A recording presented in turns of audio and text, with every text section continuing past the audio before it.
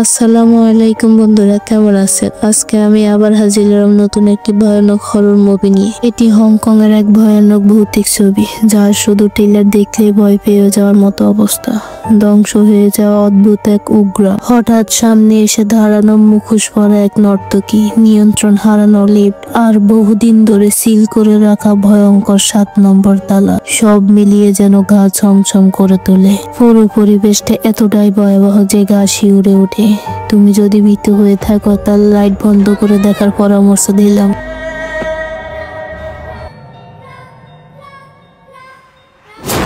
অরঙ্গ জন্ম থেকে মৃত আত্মা দেখতে পায়। সেই ঘরের ভিতরে সবসময় ভূত দেখতে পেত। মা আর লাল আন্টি এতটাই ভয় পেতেন যে মানসিকভাবে ভেঙে পড়তেন। তিনি ছেলেকে চড় মেরে চুপ করাতেন এবং একজন তান্ত্রিককে দেখাতে নিয়ে যান তার চোখ বন্ধ করে দেওয়ার জন্য, কিন্তু তান্ত্রিক অরঙ্গকে মাটিতে চেপে ধরে ভেতর পিটায়। মার খাওয়ার ভয়ের পর থেকে অরঙ্গ আর কখনো বলেনি যে সে ভূত দেখে। মুখে না বললে লাল আন্টি বুঝতে পারেন সে কিছু একটা গোপন করতেছে। ছেলের ভয় বোঝার জন্য তিনিও ভূত দেখতেছেন, তাই তিনি আরেক তান্ত্রিককে ডেকে নিজের চোখ খুলে দেওয়ার চেষ্টা করেন, কিন্তু সে তান্ত্রিক তাকে ঠকায়, টাকাও নেয় আর তার সুযোগও নেয়। অল্প দিনের মধ্যে লাল আন্টি পুরোপুরি পাগল হয়ে যায় এবং মেয়েকে নিয়ে বিষ খেয়ে আত্মহত্যা করার চেষ্টা করে। ভাগ্য ভালো, অরঙ্গের মামা ঠিক সেই সময় পৌঁছে তাকে বাঁচায় এবং তাকে নিয়ে কানাডায় চলে যায়। বহু বছর পরে একদিন অরঙ্গ হঠাৎ হংকং থেকে ফোন পায়। লাল আন্টি আত্মহত্যা করতে চেষ্টা করে, এখন সে হাসপাতালে আছে, তাকে ফিরে গিয়ে দেখাশোনা করতে হবে। কথা বলতে বলতে ফোনের সিগন্যাল হঠাৎ কেটে যায়। অরঙ্গ ফোন নামিয়ে ঘুরতে দেখতে লাল আন্টি ঠিক তার পিছনে বসে আছে। লাল আন্টির মুখ ভয়ানক বিকৃত, আর আমরা দেখতে পাই তার জিহ্বাটা কেটে ফেলা। অরঙ্গ ভয় পেয়ে নিচে লুটিয়ে পড়ে। পরের মুহূর্তে সে মিলিয়ে যায়। অরঙ্গ ভাবে হয়তো এটা তার কোনো কল্পনা। পরের দিন সেই হংকং এ ফিরে যায়। ছোটবেলার তার ভয়ঙ্কর স্মৃতি থাকায় সেই জায়গাটা সে কখনো পছন্দ করত না। বিদেশে যাওয়ার পর আর কখনো এমন কিছু দেখেনি সে। হাসপাতালে গিয়ে দেখে মা বিছানায় অচেতন অবস্থায় শুয়ে আছে। ডাক্তার বলে তিনি কয়লা জ্বালিয়ে আত্মহত্যা করতে চেয়েছিলেন। ভাগ্য ভালো, প্রতিবেশীরা তাকে দেখে এবং তাকে বাঁচিয়ে তোলে। এখনো অচেতন। ভয়ঙ্কর ব্যাপার হলো যখন তাকে পাওয়া যায় তার জিহ্বাও কাটা ছিল। অরঙ্গ তখন ঠিকই বুঝতে পারে কানাডা সে যে ভূত দেখেছিল সেটা তার মায়ের আত্মা ছিল। মাকে দেখাশোনা করার জন্য সে বাধ্য হয়ে আবার সে ভয়ঙ্কর পুরনো বাড়িতে ফিরে যায়। রাস্তার পাশে পোড়া কাগজের জায়গাটা আরো ভৌতিক করে তোলে। 6 তলায় উঠতে এক পাগল মহিলা একই কথা বারবার বলতে থাকে। অরঙ্গ দেখে দেখে চিৎকার করতে করতে সে পালিয়ে যায়। তবে কিছু দূরে যেতে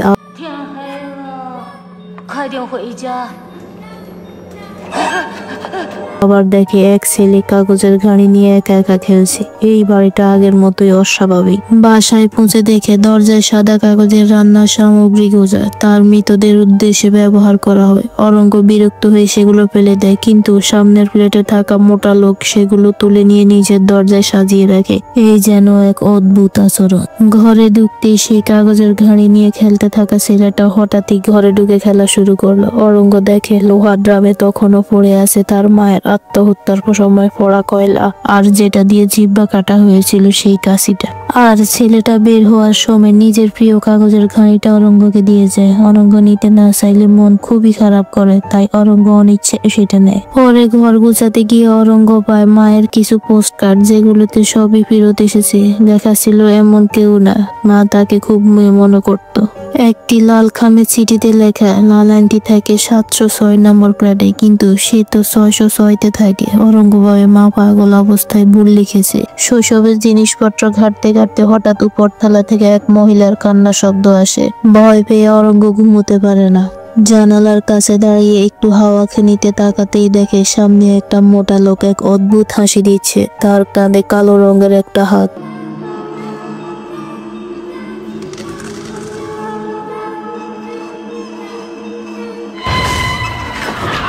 অরঙ্গ ভয় পেয়ে এক কোণে লুকিয়ে থেকে রাতটা সে অনেক কষ্ট করে পার করে। সকালে দেখে মোটা লোকের দরজায় ভিড়, পুলিশ এসেছে। সে পাশ দিয়ে আত্মহত্যা করেছে। ভয়ঙ্কর হলো তারও জিহ্বা কাটা। ভাগ্য ভালো সে এখনো বেঁচে আছে।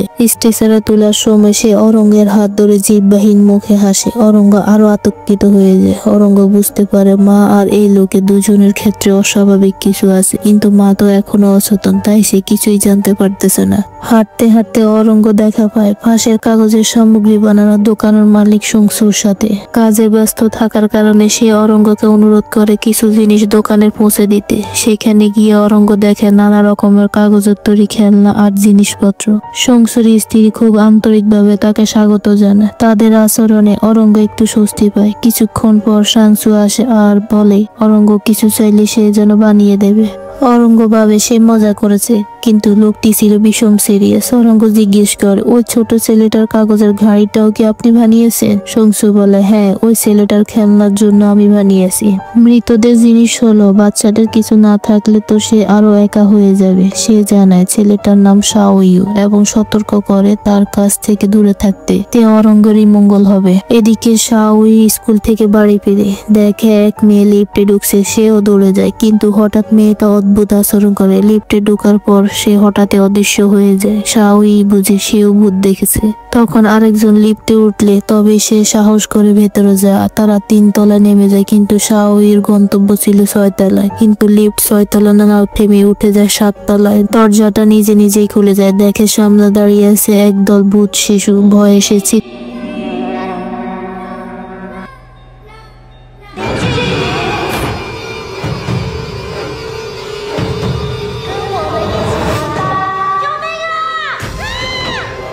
করে উঠে বাঁচাও। এরপর হঠাৎ কিছু একটা ছোট ইউকে টেনে ধরে। সে লিফটের ভেতরে জোরে জোরে লড়াই করতে থাকে। নিচে লিফটের সামনে দাঁড়িয়ে অরঙ্গ সিসিটিভিতে সবটা দেখে ফেলে। যদিও সংসু তাকে ছোট ইউর কাছাকাছি যেতে না বলেছিল, কিন্তু মানুষের জীবন বাঁচানো জরুরি। অরঙ্গ দৌড়ে এক নিঃশ্বাসে 7 তলায় উঠে ছোট ইউকে টেনে বের করে বাঁচালো এবং বাড়িতে এনে তার ক্ষত বেঁধে দিল। ছোট ইউ মৃত আত্মাকে দেখতে পারে। সব শুনে অরঙ্গ তাকে নিজের অভিজ্ঞতার গল্প বলে।下次看到他们的时候，假装看不见，他们就不会靠近。装看不见就好，但他们很真实，我根本就分不出来。不要理他们，不要去看，等长大就看不见了。কিন্তু ছোট ইউ এসব নিয়ে না ভয় পেয়ে বরং চিন্তা করতে থাকে সে কি করে 7 তলায় গিয়েছিল, আর গেলে কি সে মারা যাবে। কারণ যেই 7 তলায় গেছে সেই মারা গেছে। ফাঁস লাগানো মোটা লোকটাও নাকি 7 তলায় গিয়েছিল। অরঙ্গ মনে করে এগুলো কাকতালীয়। এমন সময় ছোট ইউর মা চলে আসে। ছোট ইউ বলে ও আমার সত্যিকারের মা না, শুধু দেখতে আমার মায়ের মতো। অরঙ্গ ভাবে হয়তো সৎ মা, তাই আর জিজ্ঞেস করে না। তখন ছোট ইউর অনিচ্ছা থাকা সত্ত্বেও মায়ের সঙ্গে তাকে যেতে হয়, আর তার মা নিয়ম করে তার উচ্চতা মাপতে থাকে। এতে অরঙ্গর মনে পড়ে ছোটবেলা তার মাও তার প্যান্ট মাপতে মাপতে একই রকম আতঙ্কে থাকতো। প্যান্টের মাপ ঠিক না হলে তিনি ভীষণ ভয় পেতেন। রাতে অরঙ্গ গোসল করছিল, ঠিক তখনই 7 তলা থেকে আবারও সে ভয়ানক কান্নার শব্দ। সে পাইপে কান লাগিয়ে শুনতে চেষ্টা করে। হঠাৎ ছোট ইউর ডাক শোনা গেল, দাদা। তারপর দরজায় জোরে জোরে কড়া নাড়ার শব্দ। দরজা ছিদ্র দিয়ে তাকিয়ে দেখে এক অদ্ভুত হাসি দেওয়া বিক্রেতা দাঁড়িয়ে আছে, কিন্তু দরজা খুলতে কেউই নেই। অরঙ্গ তখন আবারও ঘরে ফিরল। আবার দরজা কড়া পড়ে। এবার সে রাগে গিয়ে দরজা খুলে দেখা গেল সংসু ও তার স্ত্রী তার জন্য বিশেষভাবে শুকুরের জিব্বার স্যুপ রান্না করে দিতে এসেছে, যেন তার শরীর ভালো থাকে। তারা কথার ছলে জানতে চেয়েছিল অরঙ্গ কি আবার ভূত দেখেছে।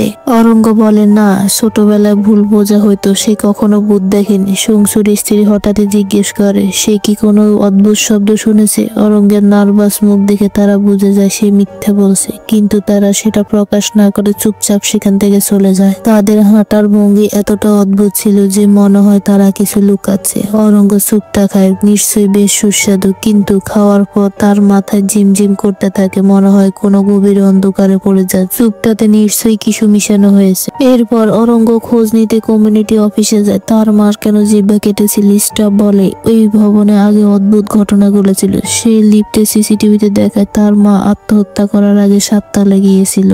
তার পোশাকও ছিল অদ্ভুত। অরঙ্গ তাকে এমন সাজা আর কখনো দেখেনি। তারপর 20 মিনিট পরে সে 6 তলায় ফিরে আসে। তারপরে বিপদ ঘটে, অথচ পুরো 7 তলাটাই অনেক বছর ধরে বন্ধ ছিল। তাহলে সে সেখানে গেল কেন? অরঙ্গ সিদ্ধান্ত নেয় আজই সে 7 তলায় যাবে। লিফটে দেখা যায় সংসুর স্ত্রীর সঙ্গে। অরঙ্গ যে 7 তলায় যাচ্ছে সেও শুনে বলে কখনো কখনো শান্ত থাকাটাই ভালো, অন্যদের বিরক্ত না করাটাই ঠিক। কথাটার মধ্যে খুবই রহস্যময়।最好安分一点，不要打扰别人。তবুও অরঙ্গ উপরে যায়। পৌঁছাতে সে হতবাক, এটা তো পুরো ফাঁকা থাকার কথা। কিন্তু এখানে তো আলো ঝলমল করছে, মানুষের ঠাসা, যেন কোনো রঙিন দুনিয়া সে এসে পড়েছে। আর ছোট ইউর মাও সেখানে ছিল। সে অরঙ্গকে অদ্ভুত দৃষ্টিতে দেখে, লজ্জায় অরঙ্গ অন্যদিকে তাকায়। 706 নম্বর দরজার সামনে দাঁড়ায়। দরজা খুলতে যাবে তখনই শিশুর কান্নার শব্দ। অরঙ্গ ছুটে যায়। কেউ আছো? তোমরা কি ঠিক আছো?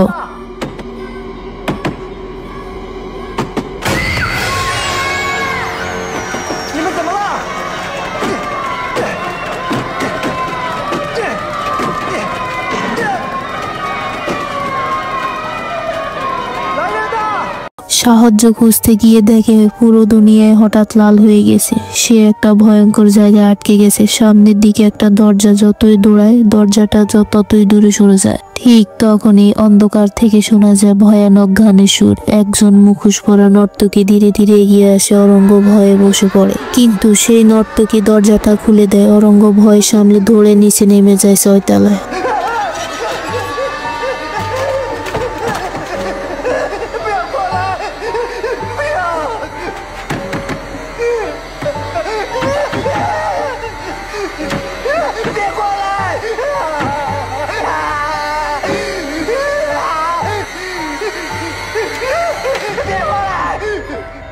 হঠাৎই তার মনে পড়ে 706 নম্বর প্লটে পাঠানো লাল খামের চিঠি। খুলে দেখে ভেতরে শুধু একটা চাবি, কিন্তু ভয় তাকে পেয়ে বসে আছে। সে আর 7 তলায় যেতে সাহস পায় না। পুরো রাত সে আতঙ্কে কাটে। ভোর হতে পুলিশ ডাকতে বলে 7 তলায় অনেক বাচ্চা বন্দী রয়েছে। পুলিশকে ঘটনাগুলো বলতে হঠাৎই সে পাগলি নারী লাফ দিয়ে আত্মহত্যা করতে যায়, কিন্তু সেও মরে না। তার হাতেও দেখা যায় কাটা জিহ্বা। আশেপাশের লোকেরা অদ্ভুত অসন্তুষ্টির হাসাহাসি করে। পুলিশ নিরাপত্তা রক্ষীর কাছে যায় এবং 7 তলায় যেতে যায়। নিরাপত্তা রক্ষক জানায় 7 তলায় তো 20 বছর ধরে বন্ধ, লিফটও বন্ধ, কিন্তু পুলিশের চাপে তাকে লিফট চালু করতে হয়। অরঙ্গ তো সেখানে গত রাতেও ছিল। তাহলে কি সে অন্য কোনো জগতে ঢুকে পড়েছিল? 7 তলায় পৌঁছে সবাই স্তব্ধ। চারদিকে শুধু সিল করা দেওয়াল, কোনো কক্ষ নেই, কোনো আলো নেই, অথচ ছোট ইউ সেখানে গিয়েছিল। তাহলে কি 7 তলায় আসলে মৃতদের দুনিয়া, যেখানে শুধু মৃত আত্মারা দেখতে পারে এমন মানুষ পৌঁছাতে পারে? পুলিশ মনে করে অরঙ্গ মানসিকভাবে ভেঙে পড়েছে। রাতে তখন ছোট ইউর মা সাজগোজ করে আয়নার সামনে অদ্ভুত ভঙ্গি করছে। ঘরে সারি সারি কাগজের তৈরি জিনিস, একটা কাগজের ব্যাগও আছে, যেন ছোট ইউর জন্য তৈরি। ছোট ইউ আবর্জনা ফেলার সময় হঠাৎই সে নিজেকে 7 তলায় দেখতে পায়। আবারও সেই খেলতে থাকা ভূত বাচ্চারা, আর তাদের একজন ছোট ইউকে টেনে নিয়ে যায় খেলতে। এদিকে অরঙ্গ আবারও শিশুর কান্না সুরে দৌড়ে নিচে যায়। সেই ভয়ঙ্কর বিক্রেতার সঙ্গে তার আবারও দেখা হয়ে যায়। বিক্রেতার কথার ফুল জুড়ে ছুটতে থাকে। অরঙ্গ রেগে তাকে ঢেলে ফেলে দেয়। তার শরীর থেকে একটা কাঁচি পড়ে যায়। অরঙ্গ সেটা পাত্তা না দিয়ে শব্দের দিকে দৌড়াতে থাকে। একটি ভূগর্ভস্থ পথের কাছে পৌঁছে যায় সে। সামনে দাঁড়িয়ে থাকে একটা ছোট্ট মেয়ে।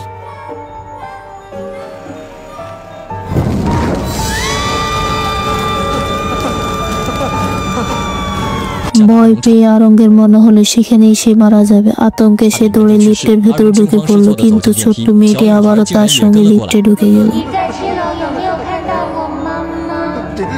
我好想回到以前那样，哥哥，我真的好希望可以回到以前那样。哥哥，你可不可以背我走？哥哥，你可不可以背我走？ 不要走开，这里没有7楼。 আরং ভয় লিফট থেকে বেরিয়ে এলো। আর আশ্চর্যের বিষয়, সেও 7 তলায় এসে পৌঁছে গেছে। সেখানে সেই ছোট্ট মেয়েটি শাওইকে দেখে। শাওই কাঁদো কাঁদো গলায় বলে সে তো অনেক চেষ্টা করে ভান করেছে যেন সে ভূত ছোট্ট বাচ্চাকে দেখতে পায় না, তবুও তারা কেন তাকে খুঁজে আসে। আরং নিজেও এখন ভূত দেখছে, সেও কিছু বুঝতে পারছে না। পাশে দাঁড়িয়ে থাকা ভূতের বাচ্চাটিকে দেখে সে চোখ বন্ধ করে তড়িঘড়ি করে সরে যায়। ভূতের বাচ্চাটিরা তখন শাওইকে টেনে নিয়ে আবারও খেলতে শুরু করে। 先生几点钟？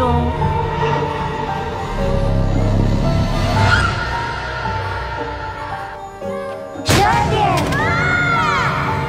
আরং তখন বাসায় ফিরে বিছানায় শুয়ে পড়লো। ঠিক তখনই আবারও ভয়ঙ্কর ঘটনা শুরু হলো। তার শরীর একদমই নাড়াতে পারে না, একদমই প্যারালাইজ রোগীদের মতো। হঠাৎ সে দেখতে পেল নাট্য পোশাক পরা তার মা তাকে উঠাতে ডাকছে। তারপর হঠাৎই দেখা গেল সেই পুরনো দিনের দৃশ্য, যেদিন তার মা তাকে নিয়ে বিষ খেয়ে একসাথে মরতে চেয়েছিল। 我问你为什么不陪我把他喝光？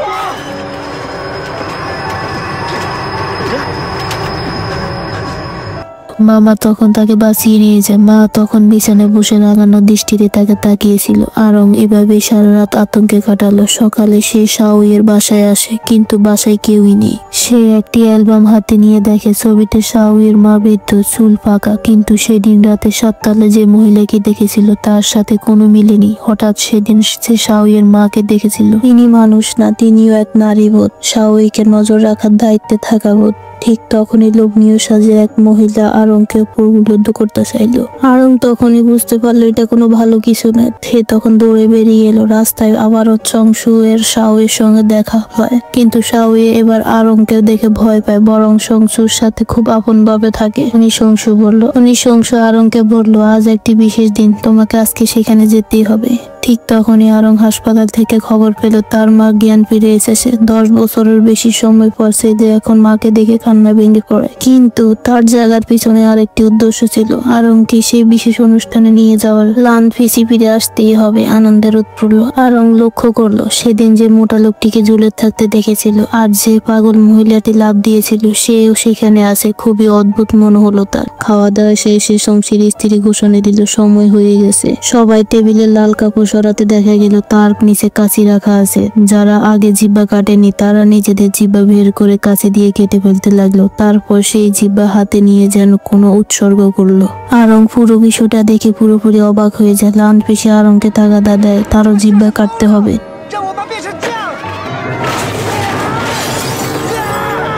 你要去哪里？我们这么辛苦，都是想让这里得到安宁。听妈妈的话，不要走，留下来。你不希望我们一家人可以团聚吗？ ঠিক তখনই শাওয়ের মা হাজির হয়। শাওয়েকে বেঁধে রাখা হয়েছে মৃতদের মতো করে, আর শরীরের নল খুঁজে রক্ত বের করে গ্লাস ভরা হচ্ছে। আসলে এরা সবাই এক মতবাদে বিশ্বাসী। তারা ভাবে জীব কেটে উৎসর্গ করলে দুঃখ দূর হয়, ভাগ্য বদলায়।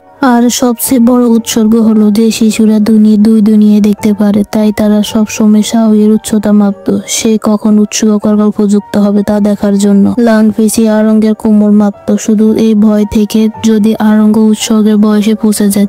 যখন আরঙ্গের বিদেশ পাঠানো হয় তখন তাকে এমন ভাবে প্রভাবিত করা হয়েছিল, নিজের জীব কেটে ফেলে ফেলার মতো অবস্থায় সে চলে গিয়েছিল। আরং ফিরে এসে তারা চায় সে আবার এই দলে যোগ দিক। সময় হয়ে গেছে, সবাই শাওয়ের রক্ত পান করা শুরু করলো। আরং প্রতিরোধ করতে চাইল, কিন্তু সে বুঝলো তার খাওয়া চুপে ওষুধ মেশানো ছিল।